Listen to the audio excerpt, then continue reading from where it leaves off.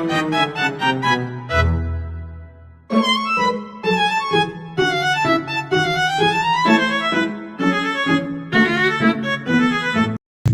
customer. Customer adalah pihak yang melakukan pemesanan produk. Data yang disimpan antara lain ID customer, nama, alamat, email, nomor HP. Relasi. Customer memesan banyak produk, customer melakukan transaksi, atau satu customer bisa punya banyak transaksi. Customer mempunyai relasi, yaitu produk. Produk adalah barang yang dijual di toko, atributnya, ID produk, nama produk, harga, stok, deskripsi. Relasi. Produk bisa dipesan oleh banyak customer. Produk bisa dimasukkan ke banyak keranjang. Produk juga muncul di detail transaksi. Produk mempunyai relasi, yaitu keranjang. Keranjang berfungsi sebagai tempat menyimpan produk sebelum transaksi dilakukan. Atributnya yaitu ID keranjang, ID produk, jumlah, tanggal dibuat. Relasi. Satu transaksi memiliki satu keranjang. Satu keranjang bisa berisi banyak produk. Keranjang mempunyai relasi, yaitu transaksi. Transaksi adalah proses utama pembelian. Atributnya yaitu ID transaksi, ID customer, ID karyawan, tanggal, total pembayaran, dan status. Relasi. Transaksi dilakukan oleh customer. Transaksi diproses oleh karyawan. Transaksi memiliki detail transaksi. Transaksi memiliki keranjang. Transaksi terhubung dengan pembayaran dan pengiriman. Transaksi mempunyai relasi, yaitu detail transaksi. Detail transaksi berisi rincian produk yang dibeli. Atributnya yaitu ID detail produk, ID detail transaksi, ID produk, jumlah, harga satuan, dan subtotal. Relasi. Satu transaksi bisa memiliki banyak detail transaksi. Setiap detail transaksi mengacu ke satu produk. Detail transaksi mempunyai relasi, yaitu karyawan. Karyawan adalah pihak yang memproses transaksi, pembayaran, dan pengiriman. Atributnya yaitu ID karyawan, nama, jabatan. Relasi. Karyawan memproses banyak transaksi. Karyawan memproses pembayaran. Karyawan memproses pengiriman. Karyawan mempunyai relasi, yaitu pembayaran. Pembayaran mencatat proses pembayaran dari transaksi. Atributnya yaitu ID pembayaran, ID transaksi, metode bayar, total bayar, tanggal bayar, dan status bayar. Relasi. Satu transaksi bisa memiliki satu atau lebih pembayaran. Pembayaran diproses oleh karyawan. Pembayaran mempunyai relasi, yaitu pengiriman.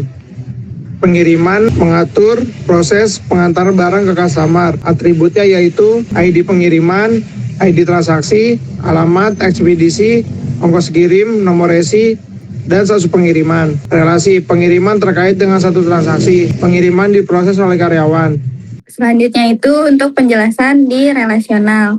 Relasional itu hubungan antar tabel yang dihubungkan lewat primary key atau PK, yaitu identitas unique table, dan foreign key atau FK, yaitu penghubung ke tabel lain. Yang tabel pertama itu ada customer. Customer memiliki relasi ke tabel transaksi. Relasinya itu one to many. Customer memiliki primary key ID customer. ID customer menjadi foreign key di tabel transaksi. Makna relasinya itu yaitu satu customer bisa punya banyak transaksi dan satu transaksi hanya milik satu customer.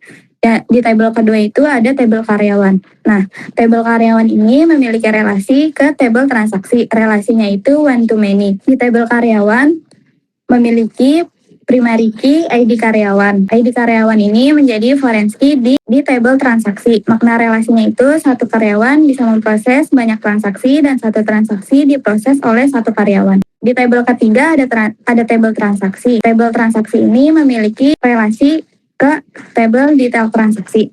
Relasinya ini one to many. Di tabel transaksi memiliki primary key ID transaksi. Foreign key-nya itu ada ID customer dan ID karyawan. ID transaksi ini menjadi foreign key di tabel detail transaksi. Makna relasinya itu adalah satu transaksi memiliki banyak detail transaksi, sedangkan detail transaksi tidak bisa berdiri sendiri tanpa transaksi. Di tabel keempat itu ada tabel produk.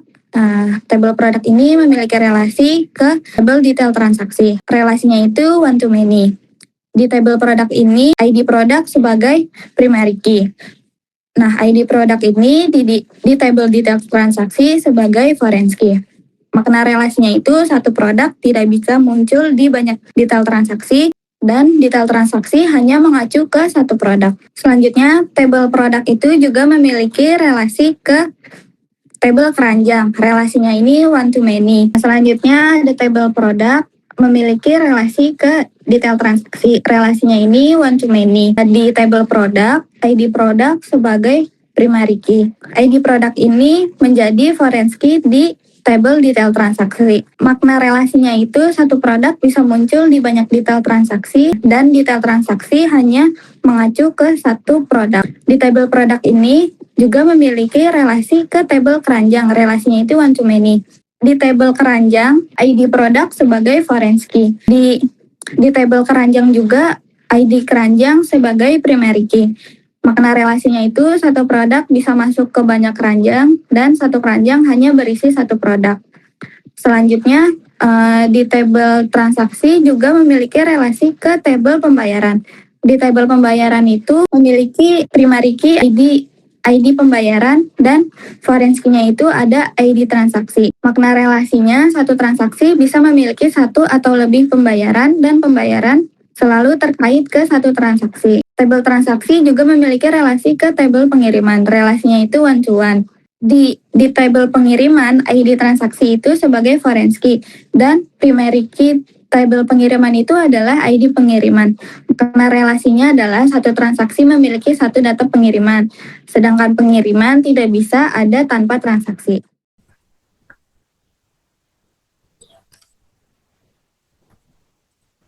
Baik, di sini saya akan menjelaskan proses pembuatan database dan tabel-tabel SQL untuk sistem toko online yang kami rancang. Database ini dibuat untuk mengelola data pelanggan, produk transaksi, sampai proses pembayaran dan pengiriman.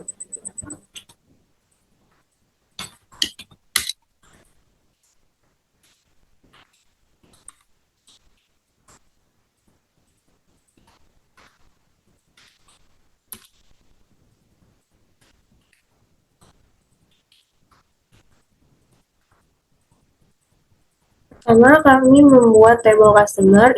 Tabel ini digunakan untuk menyimpan data pelanggan yang melakukan pembelian di toko online. Setiap customer punya ID customer sebagai penanda unik supaya datanya tidak tertukar dengan customer lain. Data seperti alamat, nama, email, dan nomor HP digunakan untuk mendukung proses transaksi dan pengiriman.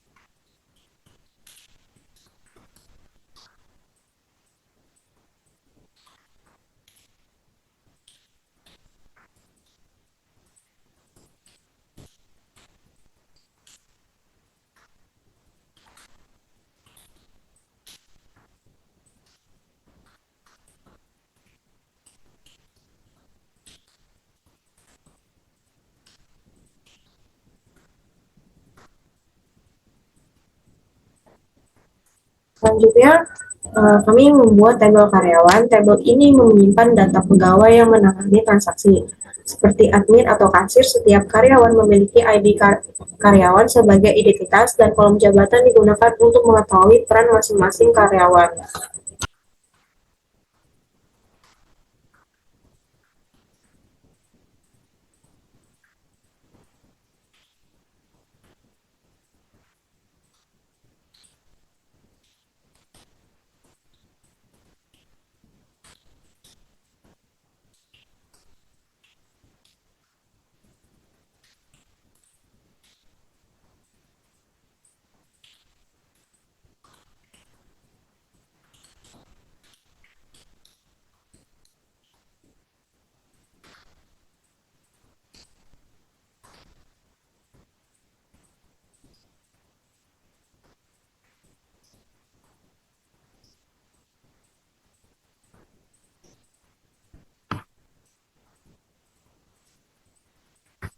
Itu kami membuat tabel produk. Tabel ini berisi informasi barang yang dijual seperti nama produk, deskripsi, stok, dan harga. ID produk digunakan sebagai kode unik agar setiap produk bisa dibedakan dan mudah dipanggil saat transaksi.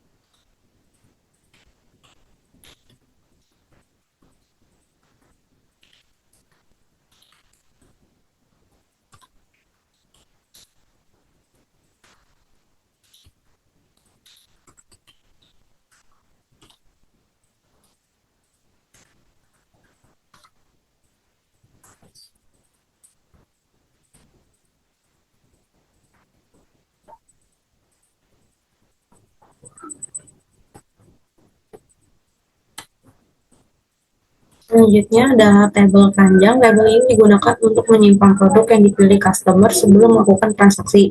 Di dalamnya terdapat ID produk dan jumlah barang yang dimasukkan ke keranjang. Data pada tabel ini bersifat sementara karena akan diproses ke tabel transaksi saat check out.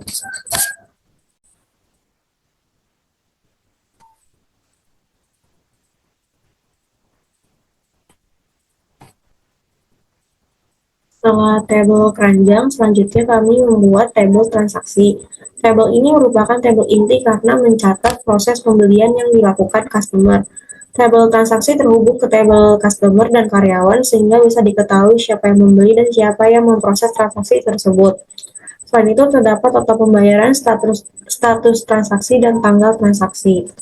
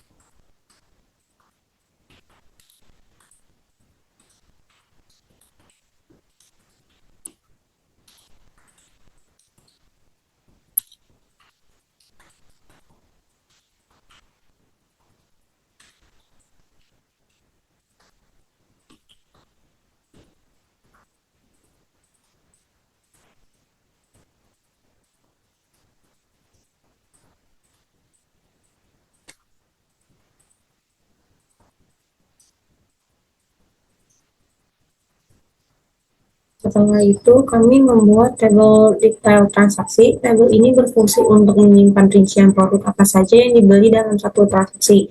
Jadi, satu transaksi bisa berisi lebih dari satu produk. Di tabel ini terdapat jumlah pembelian, harga satuan, dan subtotal tiap produk.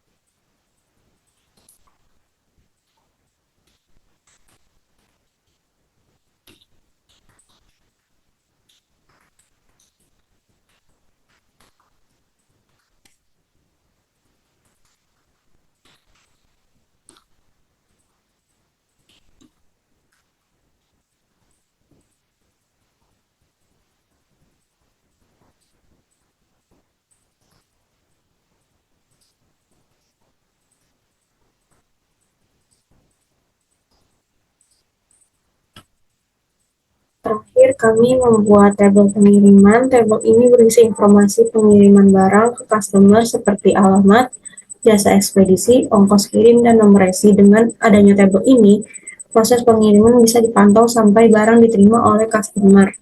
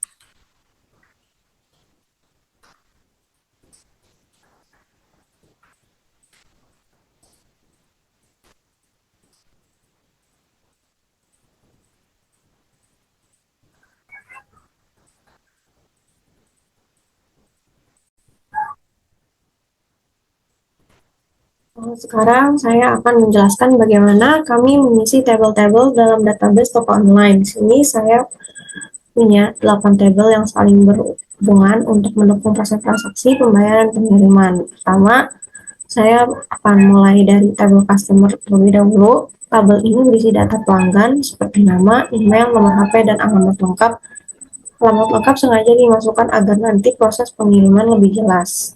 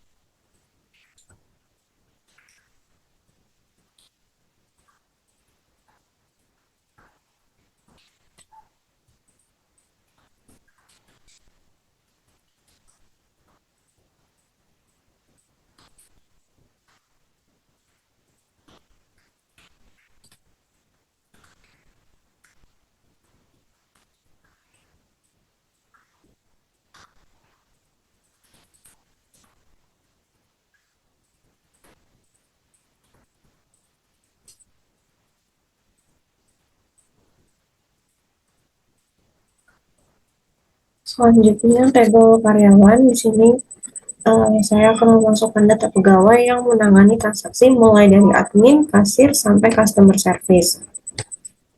Masing-masing karyawan punya ID karyawan unik dan kolom jabatan untuk mempermudah identifikasi peran mereka.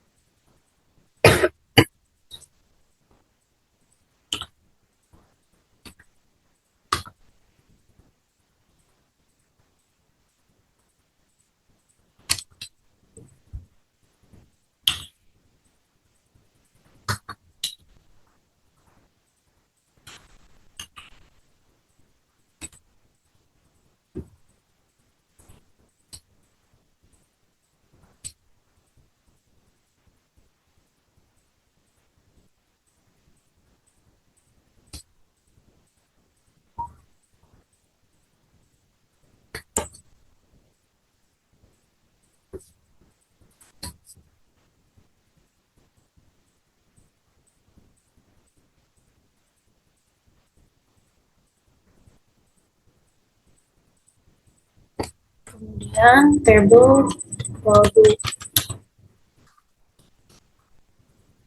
Tabel ini berisi informasi produk yang dijual seperti nama produk, deskripsi toko stok, dan harga asli produk. Diberi ID produk agar bisa ditentukan dengan transaksi dan perancang, misalnya tumbler Eco dengan stok 50 dan harga 75 rupiah.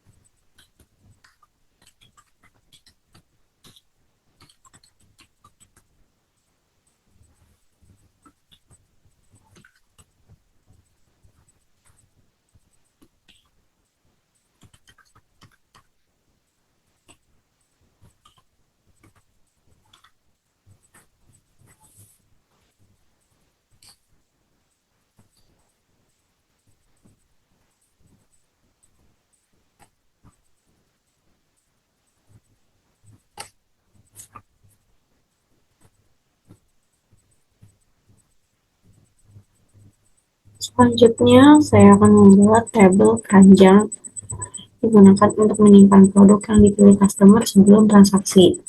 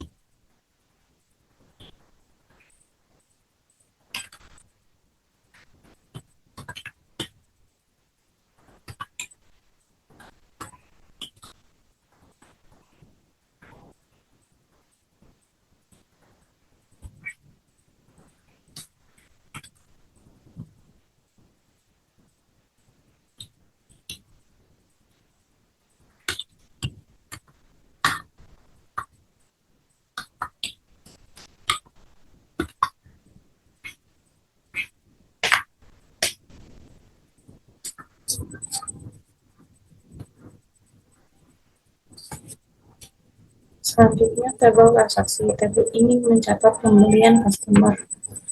Ini kita akan mengisi ID customer, ID karyawan yang memproses total pembayaran, status, dan tanggal transaksi. Contohnya, Andi membeli 2 tumbler Eko dengan total pembayaran 150.000. Statusnya lunas pada tanggal 5 Januari 2025. Selanjutnya, saya akan mengisi tabel transaksi. Di sini dicatat produk apa saja yang dibeli, berapa jumlahnya, harga satuannya, dan subtotal. Jadi satu transaksi bisa membuat lebih dari satu produk.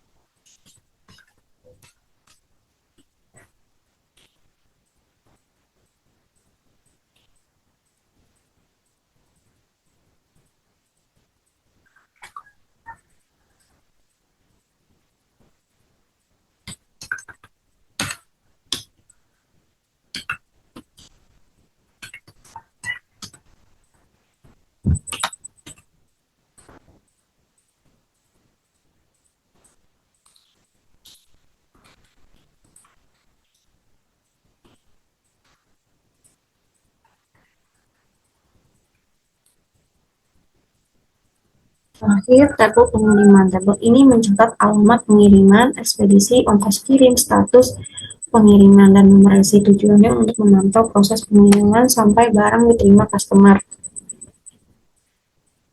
Alamat pengiriman akan disamakan dengan data customer supaya konsisten.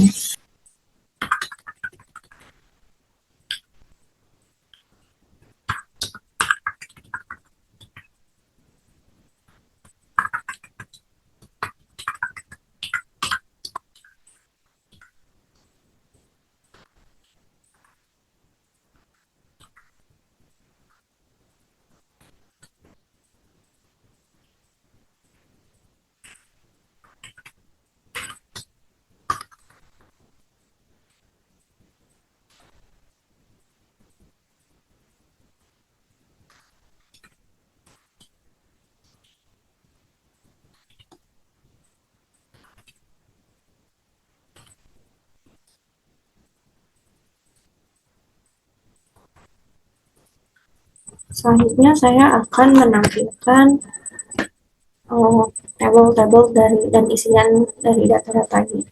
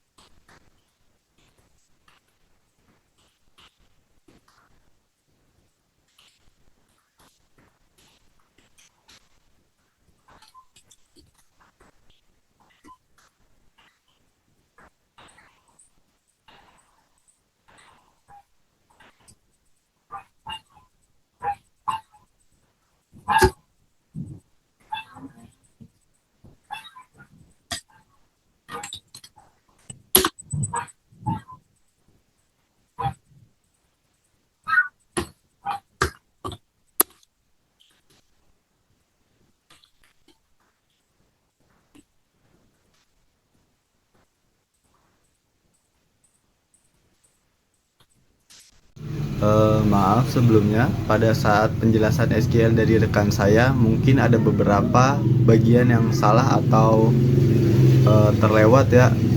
Jadi sesi saya kali ini ingin menjelaskan bagian-bagian yang salah atau yang terlewat dari rekan saya sebelumnya.